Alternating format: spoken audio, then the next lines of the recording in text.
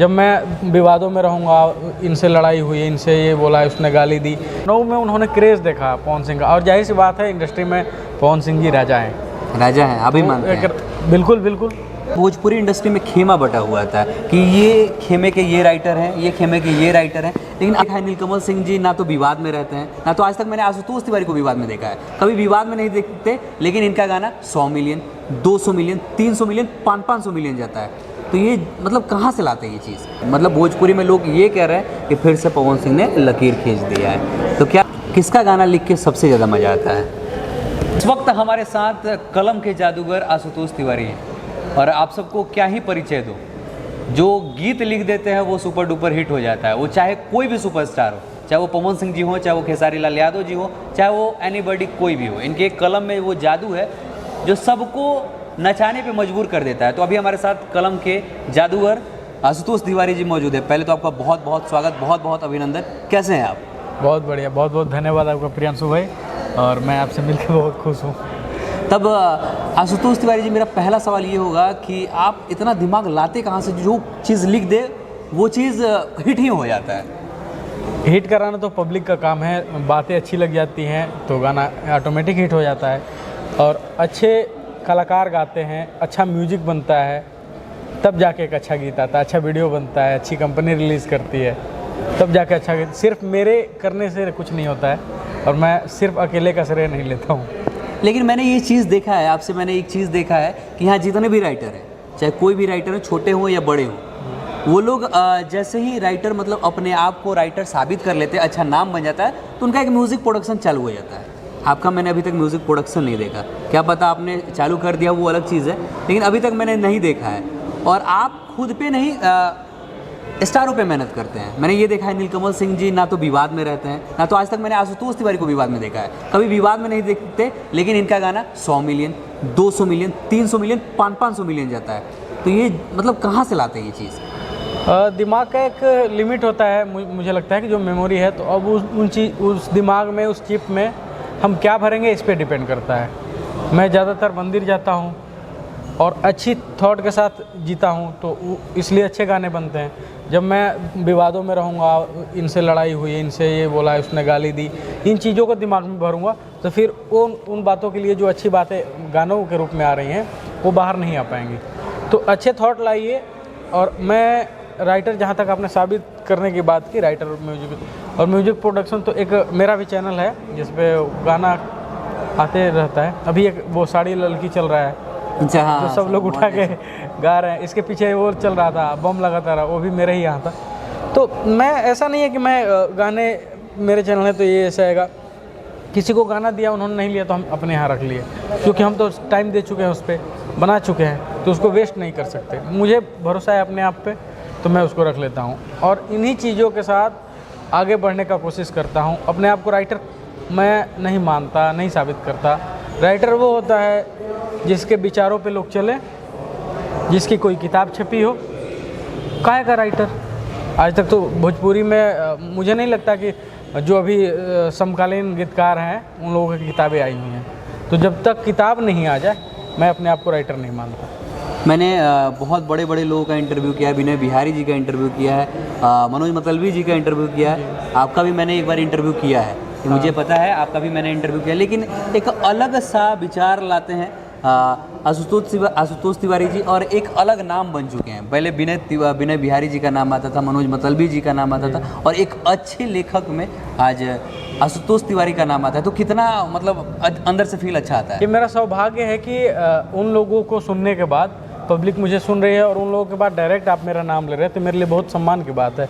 पूरी इंडस्ट्री के लिए मैं हमेशा खड़ा रहूँगा, और मैं हमेशा अच्छी सोच के साथ खड़ा रहूँगा। अभी तक जो भी गाने आप सुने होंगे, चाहे वो नीलकमल भैया के गाने हों, कल्लू भैया के गाने हों, पवन भैया के गाने हों, खेसारी जी के, रितेश भैया के, अंकुश राजा के, शिल्पी राज, शिवानी, खुशी, जिसके भी नाम छूट रहे हैं, सॉरी, तो सबके साथ, गोलू राजा, वो स्टेज पे गाते थे भैया, और फिर विचार हुआ कि एल्बम भी गाया जाए, उनका भी गाना हिट हुआ।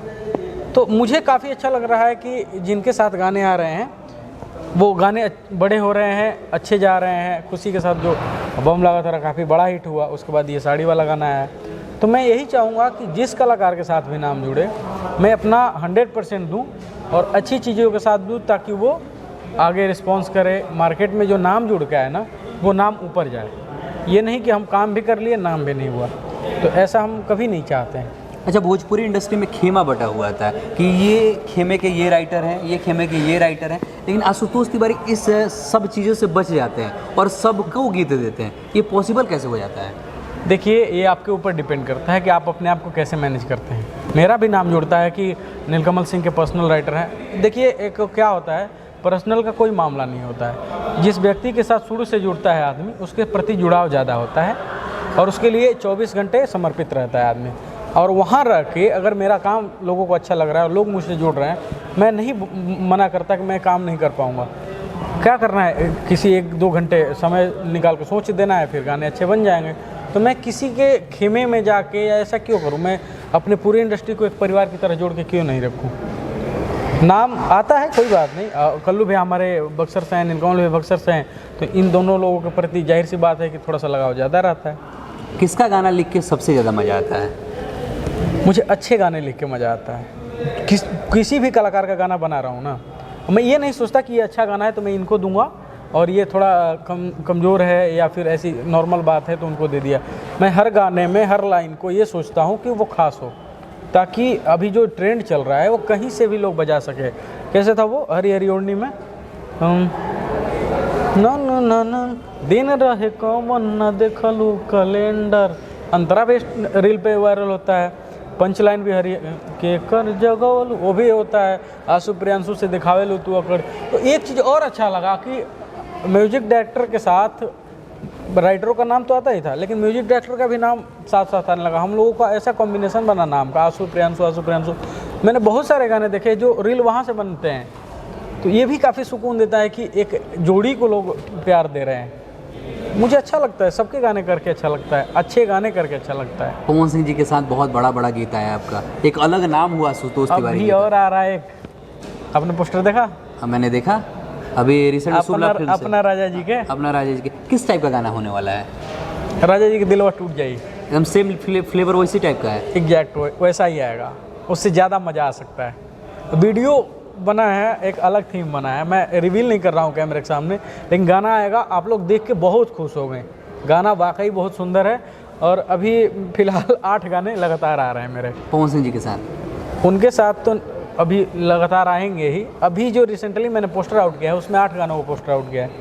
अभी जो कल्लू भैया का ये रिलीज हुआ है, नीलकमल भैया का ओढ़नी सर के, एक और आ रहा है स्पीड रिकॉर्ड से पट जेबू, और चांद जी का गाना आया है जी ना दीवाना अपन जान के बिना, भी जो पटना में कल इवेंट था। हाँ, फिर कल्लू भैया का तो हो गया, गोलू भैया का आ रहा है वो रंगदार की हथियार से ऐसा कुछ करके आ रहा है, और किसका छूट रहा है, मतलब तमाम कलाकारों का आ रहा है, सबके साथ आ रहा है। तो वो मुझे ये साड़ी ललकी चल ही रहा है, एक और गोरखपुर की कंपनी है एस मनोरंजन, वहाँ से भी गाना आ रहा है। मुझे काफ़ी ऐसा लग रहा है कि अब किसी आर्टिस्ट का एक साथ 8-8 गाने सभी कलाकारों के साथ आए, तो जाहिर सी बात है कि अच्छा लगेगा। आशुतोष तिवारी एल्बम में भी छाए हुए हैं, फिल्मों में भी छाए रहे हैं, फिल्मों के भी गाने एकदम लगातार कई सारे फिल्में, मतलब म्यूजिक लिरिक्स सबका जिम्मेवारी लेके कर रहा हूँ। कल्लू भैया की अभी एक पिक्चर का ट्रेलर आएगा आंचल की छावाओं में, और खेसारी भैया की पिक्चर कर रहा हूँ, पवन भैया का पिक्चर कर रहा हूँ, मतलब उन पिक्चरों में मेरे गाने इंक्लूड हो रहे हैं। दिनेश भैया की पिक्चरों में जाते हैं, तो अच्छा लगता है मुझे हर फील्ड में काम करके। इंडस्ट्री के लोग अब बॉलीवुड ट्राई कर रहे हैं। भोजपुरी के पावर स्टार पवन सिंह जी ने 2 गाना गाया और दोनों गाने से हमारी भोजपुरी एक अलग लेवल पे पहचान की जा रही है। मतलब भोजपुरी में लोग ये कह रहे हैं कि फिर से पवन सिंह ने लकीर खींच दिया है। तो क्या लगता है आशुतोष तिवारी को? ये बहुत बड़ा कदम है और हम सब लोग इसको अप्रिशिएट कर रहे हैं कि एटलीस्ट रवि किशन जी, मनोज तिवारी जी, उसके बाद पवन भैया, तो ये अपनी पीढ़ी को आगे बढ़ाने का एक अच्छा कदम है। मुझे लगता है एक थोड़ी सी शिकायत है, सॉरी, ये और पहले हो जाना चाहिए था। कवर करके रखिए अपनी इंडस्ट्री को, हम दूसरी इंडस्ट्री के गाने को सुन रहे हैं तो अपनी इंडस्ट्री के गाने को दूसरे लोग सुने, अप्रिशिएट करें। जैसे पंजाब इंडस्ट्री के गाने डायरेक्ट फिल्मों में चले जाते हैं, वहाँ का बनाया हुआ गाना भी तौबा तौबा चल रहा था, तो इस तरह हम लोग कोई गाना बना रहे हैं तो उस गाने की इतनी पॉपुलैरिटी हो कि कोई बड़ी फिल्म डायरेक्ट उस गाने को उस आर्टिस्ट के साथ उसमें इंक्लूड करे कि भाई आपका गाना बहुत हिट रहा है, मैं इसको फिल्म में भी डालूंगा। पवन सिंह की तारीफ में राजकुमार राव भी बहुत, आपने देखा होगा राजकुमार राव को डायरेक्ट बोल रहे हैं कि पावर भाई वहीं से शुरू होता है। उन्होंने देखा है आके लखनऊ में, उन्होंने क्रेज़ देखा पवन सिंह का, और जाहिर सी बात है इंडस्ट्री में पवन सिंह जी राजा हैं। राजा हैं, अभी मानते हैं। बिल्कुल बिल्कुल। मैं कई सारे जब वीडियोस बनाता हूँ, जो कभी कभी होता है ना कि अपने गानों के अलावा भी वीडियो बनाऊँ, तो मैं पवन भैया जी के, कल्लू भैया जी के और नीलकमल भैया जी के सैड सॉन्ग, पुराने गानों को उठा के मैं रील बनाता हूँ जो मुझे अच्छे लगते हैं, सुकून देते हैं जी। तो मतलब कह दिया आपने कि राजा है, क्योंकि देखिए नो डाउट भाई, इसमें कहीं कुछ कहने लायक नहीं है। जो माँ सरस्वती ने उनको आवाज़ दी है उस हिसाब से वो राजा है। क्यों, देखिए हेटर होना अलग बात है, लेकिन कोई हेटर से भी दिल से पूछिए कि आप किसको सुनना पसंद करेंगे, आपको क्या अच्छा जो अच्छा लगेगा वही सुनेंगे ना। तो जाहिर सी बात है अच्छी चीज़ को हम नकार नहीं सकते। फिर भी कुछ लोग कह रहे हैं कि इससे इंडस्ट्री का भला नहीं हो सकता है, इससे कलाकार का सिर्फ भला हो सकता है। तो कैसे देखते हैं आप? ये अपना अपना ओपिनियन है। मुझे लगता है तो इंडस्ट्री का भला हो रहा है। भोजपुरी का ही कलाकार गया है ना जी, भोजपुरी का ही कलाकार गया है ना। आप ठीक है, पहले भी कैसे कह रहे हैं कि भोजपुरी का भला नहीं होगा।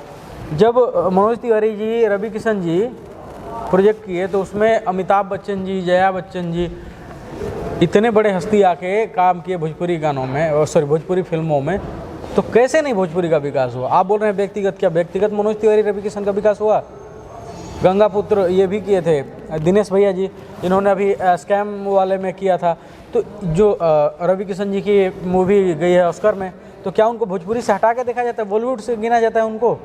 भोजपुरी से जुड़ा जाता है। कैसे आप कह रहे हैं भोजपुरी का विकास नहीं हो? भोजपुरी का नाम जब जा रहा है, कलाकार भोजपुरी से जुड़ा कलाकार ऑस्कर में जा रहा है, तो आपको भोजपुरी गया ना, भोजपुरी बढ़ गया ना, हो गया भोजपुरी का विकास।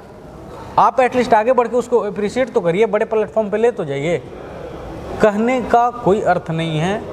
अब अगर आपकी व्यक्तिगत विचार हैं, व्यक्तिगत मानसिकता है, तो सब आज़ाद है, लेकिन सच्चाई को एक्सेप्ट करना चाहिए जाते जाते। और खुद जो चीज़ है ना सेलिब्रेट करने वाली, उसको खुल के सेलिब्रेट करना चाहिए। जाते जाते दर्शकों को क्या कहिएगा?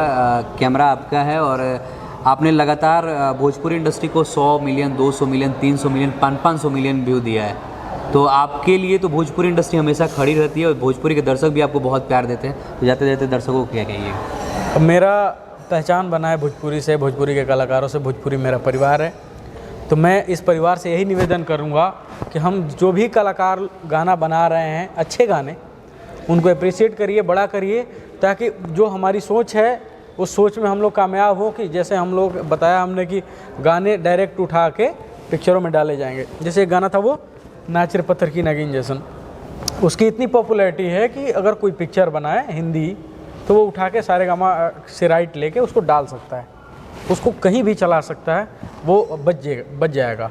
अभी भी उसको उठा के डाल दिया जाए। जैसे बहुत सारे गाने आए थे उसमें टी सीरीज में, जो उन्होंने पंजाब से गाने उठा के डायरेक्ट कंपनियों में डाल रहे हैं। तो ऐसी चीज़ें हो, आप लोग अच्छे गाने को प्रमोट कीजिए और अच्छे कलाकारों को प्रमोट कीजिए, और कुछ निगेटिव चीज़ें हैं उसको दूर करिए, कम सुनिए, कम देखिए, ऐसा करिए कि वो दिखे ही नहीं। तो फिर हमारा विकास ऐसे ही हो जाएगा। और मैं तब अपने आप को राइटर मानूंगा जब मेरी कोई किताब आ जाएगी। इसलिए अभी तक तो मैं बस सेवक हूँ और कुछ चीज़ों से अपना परिवार पेट चला रहा हूँ और आप लोगों की सेवा कर रहा हूँ।